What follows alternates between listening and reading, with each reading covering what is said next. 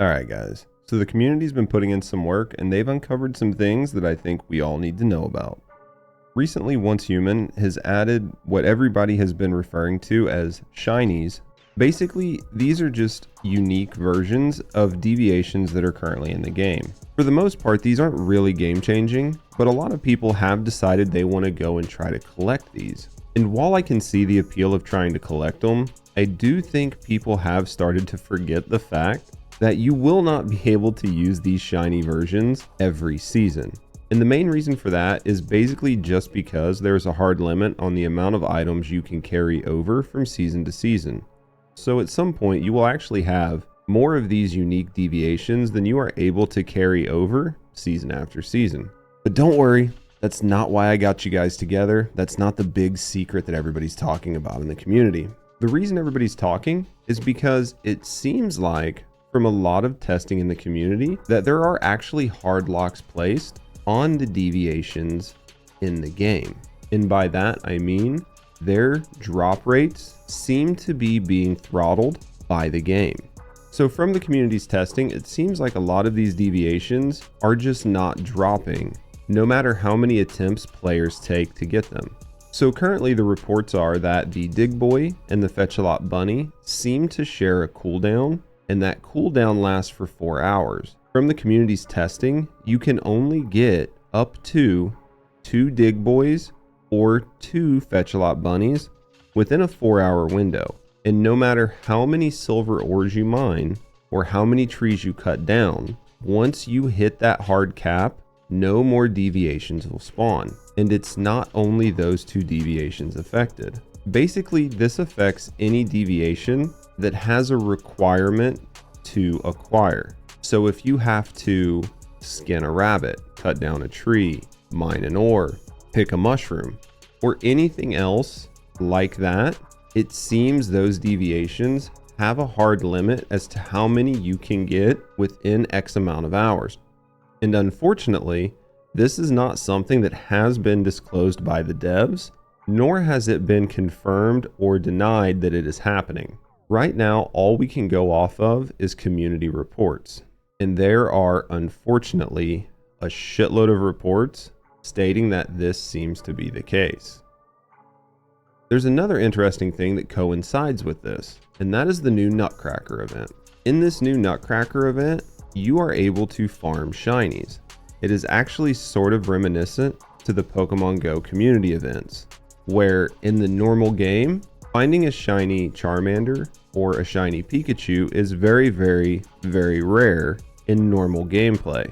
However, if during the community event it specializes in Charmanders, seemingly every 3rd or 5th Pokemon is a shiny Charmander. The new Nutcracker event very closely mirrors this.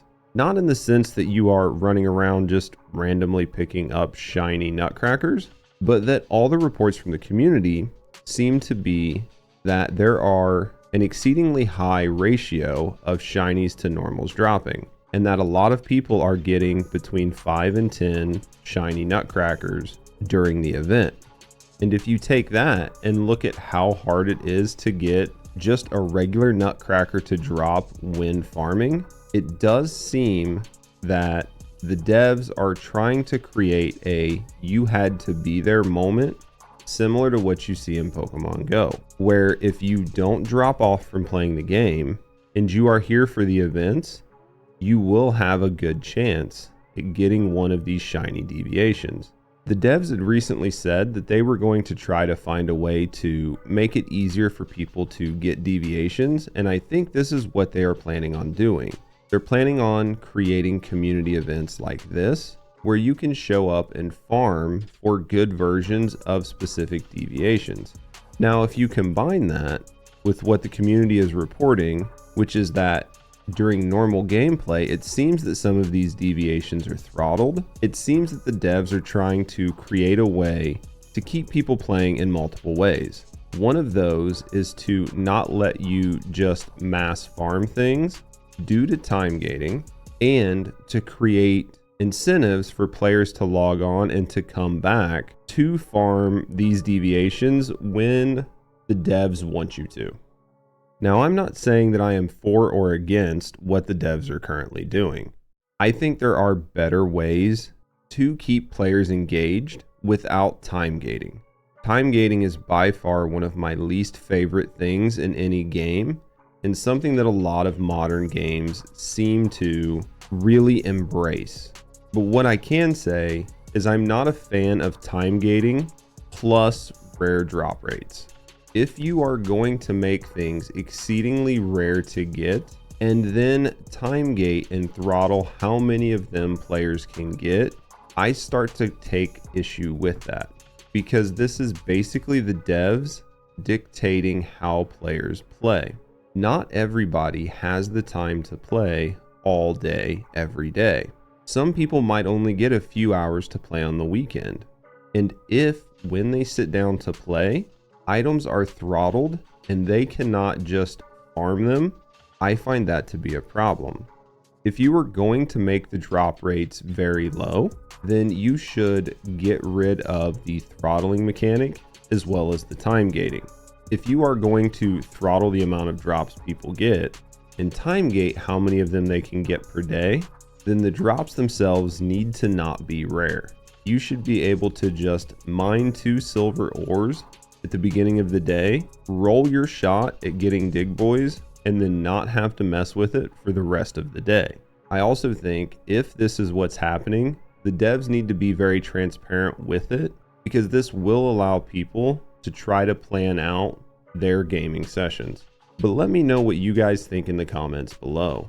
Are you experiencing similar things to this? For instance, I know people who have farmed 1,000 mushrooms in one sitting and only got 1 or 2 mushroom deviants to drop. And it seems like that is because there is a hard limit on the amount they can get. So if you have similar stories, let us know down in the comments below. If you disagree with my take, let me know down in the comments below, and I'd love to talk to you and pick your brain about why you think the current systems are good for the game. I just wanted to put a quick video out. That way you guys could hear what the community is talking about, and you could share your experiences with the greater community at large. Thanks for watching, and as always, have a great day.